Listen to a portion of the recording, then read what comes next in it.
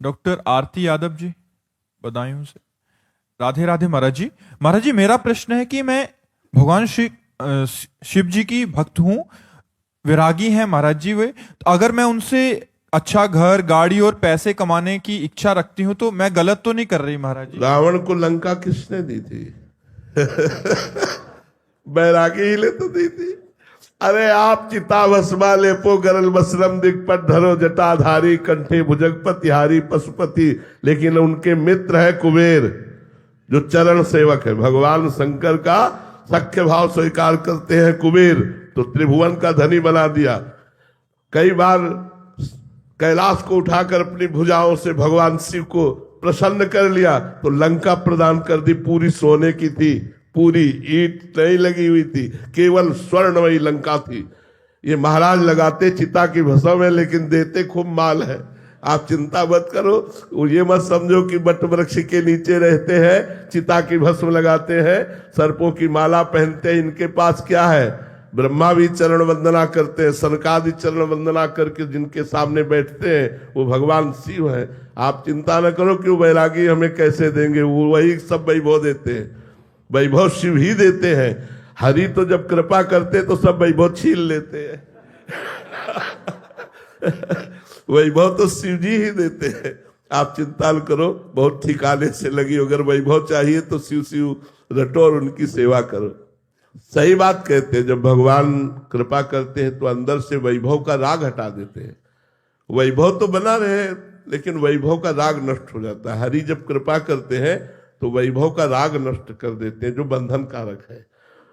भगवान शिव को एक नाम दिया गया है, औढ़र दानी। कुछ विचार नहीं करते हो। वो एक वृकासुर नाम का राक्षस था, दैत्य। उसने नारद जी से पूछा कि जल्दी प्रसन्न होने वाले भगवान का नाम बताओ। तो उनका भगवान शंकर, क्योंकि एक नाम आशुतोष है, आशुतोष माने शीघ्र प्रसन्न होने वाले। अब उसने शुरू की आराधना, अग्नि स्वरूप भगवान शंकर का स्वरूप मान करके अपने शरीर के मांस को चीर करके और स्वाहा बोलने लगा। कुछ ही किया कि भगवान शिव तुरंत प्रकट हो गए। उनका अरे ऐसा क्यों करते हो, हम तो चुल्लू भर जल में प्रसन्न हो जाते हैं, एक बिल्व पत्र में प्रसन्न हो जाते हैं, ऐसा ठाकुर तो त्रिभुवन में नहीं भाई। आप देख लो, सब जगह सेव संतरा अंगूर चढ़ते, महाराज के ऊपर धतूर फल चढ़ता है, धतूर का फल चढ़ता है, अकौड़े का फूल, जो किसी के काम में लाए वो भगवान शिव ले रहे। भगवान शिव बहुत जल्दी प्रसन्न होने वाले, तो उन्होंने कहा तू इतना कष्ट क्यों कर रहा है, मैं तो इतने से प्रसन्न हूं, वरदान मांग। उसने कहा मैं जिसके ऊपर हाथ रख दूं वो भस्म हो जाए। भगवान शिव ने औढ़र दानी होगा, तथास्तु। अब उसकी दृष्टि बगल में गई, त्रिपुर सुंदरी भगवती उमा महामाया। उसने सोचा पहले बाबा के ऊपर हाथ रख के देखे, जिन्होंने हमको वरदान दिया उन्हीं के ऊपर हाथ, और उसकी दृष्टि बदल गई जगदम्बा के प्रति। और वो भगवान शिव के ऊपर हाथ रखने के लिए चला। भगवान शिव भागे, अपने ही वरदान से आप भागे। अब वो पीछे वृकासुर लगा, जिसे भस्मासुर कहते हैं, और आगे भगवान शंकर। भगवान शंकर ने कहा ये मायावी है, पिंड तो छोड़ेगा नहीं, चाहे जिस लोक में भाग के जाए। तो अब भगवान श्री कृष्ण को पुकारा कि यार अब इस समस्या में तुम ही समाधान करो, नहीं तो हम फंस गए। भगवान एक ब्रह्मचारी का वेश धारण करके बीच में एकदम आ गए और कहा नमस्कार वृकासुर जी, नमस्कार। इतने प्रेम से नमस्कार कहा कि वो रुक गया। कहा भाई आप कहां दौड़ रहे हैं? बोले शंकर जी के। इनके पीछे क्यों? बोले बात यह कि इन्होंने वरदान दिया है हमको कि जिसके ऊपर हाथ रख दे वो भस्म हो जाएगा, तो मैं इनके ऊपर हाथ रखकर इनको भस्म करके पार्वती को ले लेना चाहता हूं। अरे बोले यार, दक्ष ने श्राप दे दिया है, इनके पास कोई सामर्थ्य नहीं, हाथ रख के देखो अपने ऊपर, अगर झूठ निकले ना दोनों मिलकर जेल का बस हो गए। चतुर खिलाड़ी भगवान श्री कृष्ण चंद्रजू ने एक सेकेंड में समस्या का समाधान कर दिया। उसने जो भी ऐसे हाथ रखा वो भस्म हो गया। भगवान शंकर को जाकर के भगवान श्री कृष्ण ने प्रणाम किया, भगवान शिव ने श्री कृष्ण को प्रणाम किया, और भगवान श्री कृष्ण ने कहा जगत गुरु थोड़ा सोच समझ के वरदान दिया करो, ऐसी समस्या में फंस जाते हो। दोनों एक दूसरे को इष्ट मानते हैं। देखो भगवान श्री राम रामेश्वर की स्थापना करके पूजन करते हैं, तो महावीर हनुमान का रूप धारण करके भगवान शंकर 11वें रुद्र का अवतार हनुमान जी राम जी की चरण सेवा करते हैं। तो दोनों परम दानी परम उदार हैं। पर भगवान श्री हरि जब कृपा करते हैं तो संसार का राग हटा करके अपने प्रेम को प्रदान कर देते हैं, और भगवान शिव से जो मांगे वो प्रदान कर देते हैं, और ढर दानी है। मनीष जी, महाराज जी, राधा वल्लभ श्री हरिवंश। महाराज जी, आत्म स्वरूप में स्थित होने की बात सुनी है संतों के मुख से। महाराज जी कृपया हमें समझाए कि आत्म स्वरूप में जीना वास्तव में है क्या, इसकी पहचान हमें अपने भीतर कैसे हो सकती है? जब तक पंचभूतों द्वारा रचित इस देह में आसक्ति रहती है, तब तक आत्म स्वरूप का परिचय प्राप्त नहीं हो सकता। जब तक शब्द स्पर्श रूप रस गंध इसको भोगने की इच्छा होती है, तब तक आत्म स्वरूप का परिचय प्राप्त नहीं हो सकता। जब तक मान अपमान सुख दुख लाभ हानि स्तुति निंदा जय पराजय, इन द्वंद्वों का प्रभाव हमें प्रभावित कर लेता है, तब तक आत्म स्वरूप का परिचय प्राप्त नहीं होता। आत्म स्वरूप का परिचय सदगुरु की शरण में होकर उनके द्वारा बताई हुई साधना से जो हमें संपूर्ण लोकों से वैराग्य हो जाता है, तब आत्म स्वरूप हमारा स्वरूप है, किसी और का स्वरूप नहीं है। ये शरीर हमारा स्वरूप नहीं है, ये मरण धर्मा है, हम अविनाशी हैं। ये जड़ है, हम चैतन्य हैं। ये आदि अंत वाला है, हम अनंत है। ये दुख ही दुख देता है, हम सुख राशि हैं। ये विकारी है, हम निर्विकार हैं। जो स्वरूप है वो महा आनंदमय है। हुआ क्या, भूमि परत भा ढाबर पानी, तिम जीव ही माया लपटानी। जहां मां के गर्भ से जन्म हुआ, तब से लेकर के अब तक हमें ये चेत ही नहीं, हमें होश ही नहीं कि मैं किस लिए आया हूं। बस जो हमें सिखाया गया, पढ़ो लिखो रुपया कमाओ पद प्रतिष्ठा मान भोग भोगो, यही जीवन है, यही जीवन है। मर गए फिर जन्मे फिर वही क्रिया। तो आत्मस्वरूप का परिचय कैसे प्राप्त हो? क्योंकि आत्मस्वरूप का परिचय प्राप्त करने के लिए आपने क्या किया? कुछ नहीं। आपने किया धन प्राप्ति के लिए, भोगों को भोगने के लिए, शरीर की वासनाओं की पूर्ति के लिए, तो वही हो रहा है। आत्मस्वरूप का परिचय कहाँ प्राप्त हुआ? और जिन्होंने प्राप्त करने की चेष्टा की, जिज्ञासा की, गुरुजनों की शरण ली, उन्हें बोध हो जाता है, आत्मबोध हो जाता है। ब्रह्मभूता प्रसन्नात्मा न शोचति न कांक्षति समाः सर्वेषु भूतेषु मद भक्तिम लभते पराम। पराभक्ति का परम लाभ ब्रह्मभूत हो गया, आत्मस्वरूप में स्थित हो गया। प्रसन्नात्मा अखंड सुख, जहां दुख का लेश भी नहीं है, वो स्वरूप हमारा है। अपने स्वरूप को प्राप्त होते ही मोक्ष को प्राप्त हो जाता है, वो मुक्त महापुरुष हो जाता है। वो अवधूत जीवन मुक्त महापुरुष लोक के लोक को तार सकता है, इतनी सामर्थ्य उसमें आ जाती है। अब हम लोग अभी देहधारी देहाभिमानी जीव कहलाकर और भोगों में मस्त है, तो कैसे आत्मा को जाना जा सकता है? कैसे आत्मानंद को जाना जा सकता है? जैसे स्वप्न में सोया हुआ पुरुष बिल्कुल ये नहीं जानता कि हमारी देह सैया में एक और पड़ी है।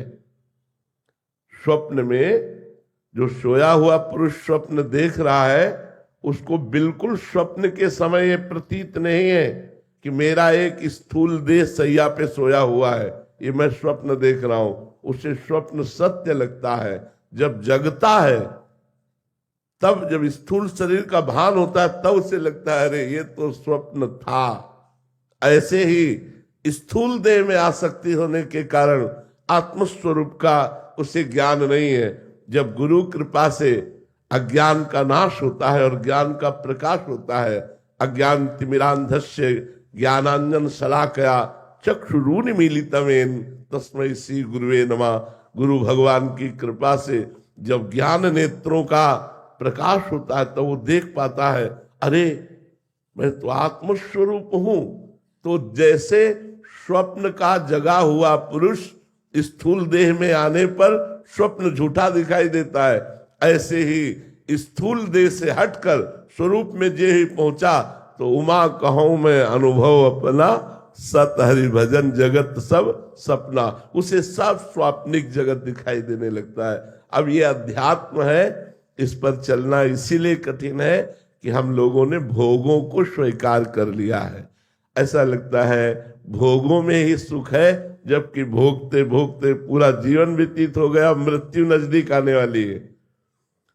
भोग यात्रा भी पूर्ण नहीं हुई, वही वासना, वही इच्छा, वही संकल्प विकल्प, वही धन की चाह, वही नाना प्रकार की मान प्रतिष्ठा की चाह, यही चाह लिए हुए पुनरपि जननम पुनरपि मरणम पुनरपि जननी जठरे शयनम, बार बार इसी चक्र में घूम रहा है। तो भाई कौन ऐसा जिज्ञासु है जो आत्मस्वरूप को जानना चाहता है? नहीं। अगर भगवत आराधना भी होती तो अपनी कामनाओं की पूर्ति के लिए होती है।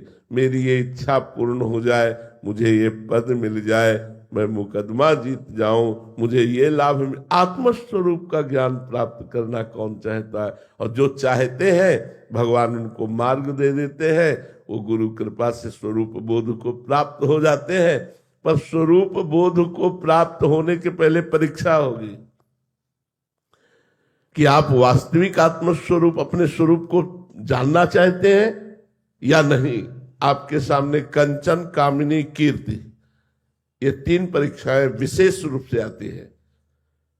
सुंदर कामिनी भोगो, जितना चाहो उतना वैभव ले लो, विश्व की मान प्रतिष्ठा ले लो, पर आत्मस्वरूप का बोध नहीं। जब वो तीनों में ना कर दे और पास हो जाए, तब सदगुरु, जो सर्वत्र व्याप्त सदगुरु है, ये ग्रंथों के बाहरी ज्ञान से आत्मबोध नहीं होता।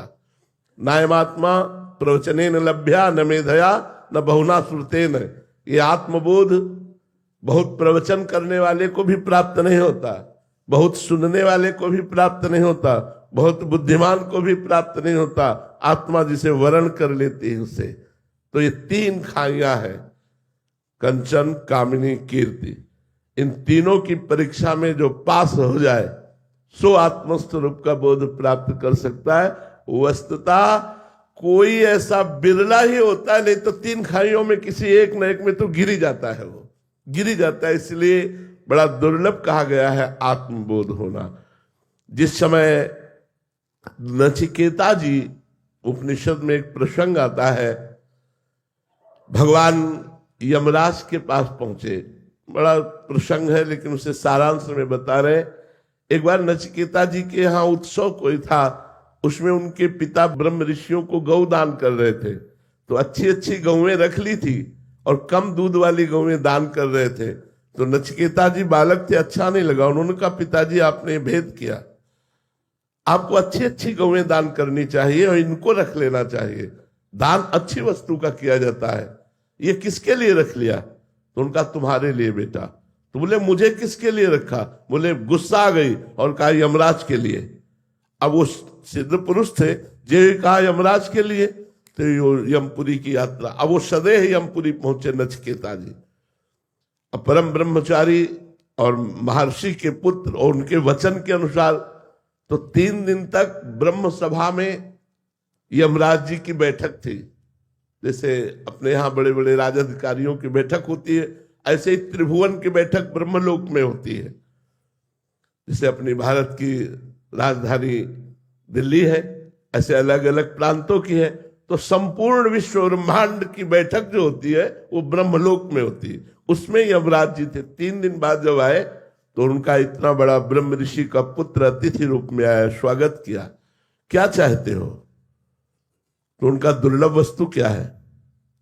कहा, आत्मबोध। तो मुझे आत्मबोध करा दीजिए। बोले, नहीं, तुम मृत्युलोक का संपूर्ण वैभव स्वीकार करो, लेकिन तुम्हें आत्मबोध नहीं प्रदान कर सकते। नचिकेता ने कहा मृत्युलोक का वैभव नहीं, मुझे आत्मबोध चाहिए। तो बोले स्वर्ग की समस्त अप्सराओं का भोग और समस्त वैभव का भोग स्वीकार कर लो, लेकिन तुम्हें आत्मबोध नहीं देंगे। उन्होंने कहा नहीं, मुझे आत्मबोध ही चाहिए। तो बोले ब्रह्मलोक का ईश्वर स्वीकार कर लो। उनका नहीं, मुझे आत्मबोध ही चाहिए।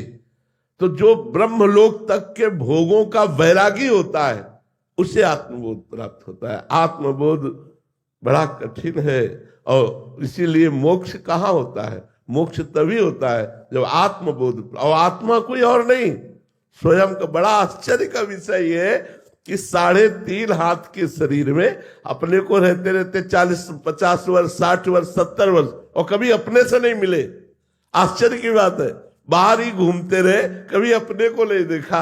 अपने बोले देखा है, अपने शीशा में देखा है, अरे तो पांच भौतिक देह के ढांचे को देखा, अपने स्वरूप को कहां देखा? उसके लिए ज्ञान नेत्र चाहिए। वो जब नेत्र जागृत होते हैं तब हम अपने जहां बोध हुआ मुक्त हो गया जीव, अनंत जन्मों के कर्म संस्कार भस्म हो गए, और वो भगवदानंद को प्राप्त, उसके समान आनंद किसी ब्रह्मा को भी नहीं।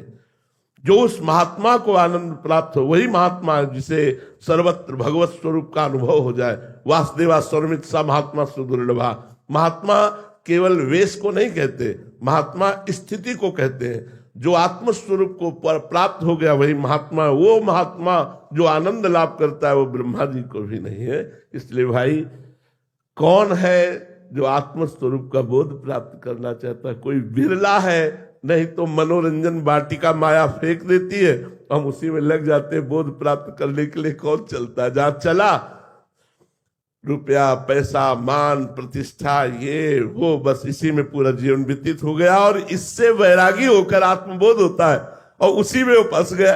तो कहां से, तो आत्मबोध का कहां से चिंतन रह जाएगा? वो तो चिंतन रुपये का हो गया, चिंतन स्त्री का हो गया, चिंतन भोगों का हो गया, चिंतन मान प्रतिष्ठा का हो गया। इसके त्यागी को आत्मबोध प्राप्त होता। महाराज जी, आत्मबोध संपन्न महापुरुष के लक्षण क्या है?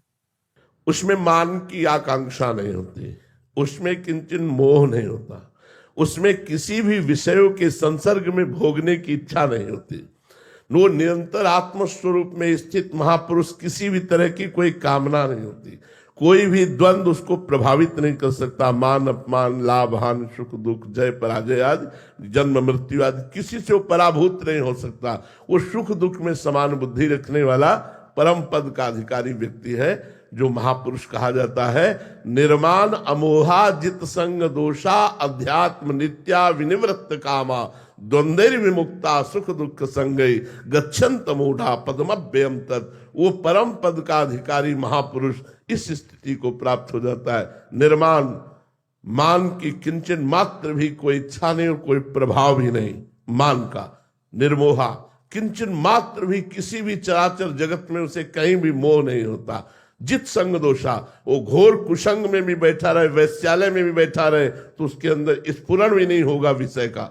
वो घोर विषयों के बीच में बैठा हुआ भी निर्विषय निर्लिप्त रहेगा, जैसे जल में कमल का फूल लेता है। कोई भी चिंतन बाहरी नहीं, निरंतर वो अपने स्वरूप में स्थित। अध्यात्म नित्या और विनिवृत्त कामा, समस्त कामनाएं जिसकी शांत हो चुकी है, और जो सुख दुख में समान भाव रखने वाला है, और द्वंद्व विमुक्ता, जो द्वंद्वों से मुक्त है, वो परम पद का अधिकारी। जी, ये तो सब आंतरिक स्थितियां हैं, तो एक सामान्य जन इसीलिए तो पहचाने नहीं जा सकता कि आत्मबोध किसे प्राप्त है। आत्मबोध में कोई मुकुट या सींग तो नहीं लग जाते, वो तो आंतरिक स्थिति होती है। इसीलिए आंतरिक स्थिति के महापुरुष को आंतरिक स्थिति वाला ही पहचान सकता है। जैसे उड़िया बाबा जी महाराज जब गंगा स्नान करके और एक आश्रम की तरफ चले, तो वहां एक आत्मबोध संपन्न महापुरुष बैठे, उनकी दृष्टि गई। उन्होंने अपने शिष्यों से कहा, दौड़ो देखो ब्रह्म प्राप्त महापुरुष पधार रहे। देखते ही एक दृष्टि में जान लिया कि ब्रह्मबोध संपन्न महापुरुष है। 18 घंटे पद्मासन में बैठना, एक कवल केवल दाल रोटी खाना, एक कवल ऐसे सनवा के और मुख में डलवा लेते, एक कवल केवल 18 घंटे पद्मासन, तब आत्मस्वरूप का बोध प्राप्त हुआ। यहाँ क्या हालत है अब हम लोगों की, जरा देख लीजिए क्या हालत है। और आत्मस्वरूप का बोध आत्मस्वरूप का बोध प्राप्त हो जाने का मतलब काम खत्म, आवागमन से मुक्त, आप जीवन मुक्त महापुरुष है। और ये कोई बिरला ही महात्मा कर पाता है। महाराज जी, आत्मबोध होने के बाद फिर माया का प्रभाव हो सकता है? नहीं, जैसे जगने के बाद स्वप्न का क्या प्रभाव? जो सपने सिर काटे कोई, बिन जागे दुख दूर न हुई। लेकिन जब जगे तो ना अस्त्र था, ना कोई काटने वाला था, ना कोई कटने वाला था। तो ये तो माया स्वाप्निक है। मां माने नहीं, या माने जो है नहीं पर भास रही है, उसी का नाम माया है। जो जगा हुआ पुरुष है, तो जैसे स्वप्न का कोई महत्व नहीं होता, ऐसे इसका कोई महत्व नहीं होता।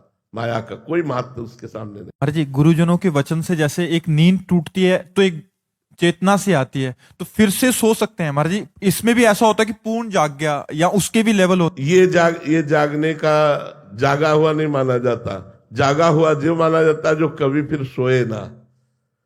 जब जाग गया तब सोना क्या, जब समझ गया तो रोना क्या। जो जगा हुआ पुरुष है, मोह निद्रा एक बार भंग होती तो दोबारा मोह आक्रमण नहीं होता। वो आत्मस्वरूप नहीं, स्वात्मारामम विषय मृत तृष्णाम भ्रमयति। आत्माराम पुरुष कभी विषय मृत तृष्णा में भ्रमित नहीं होता।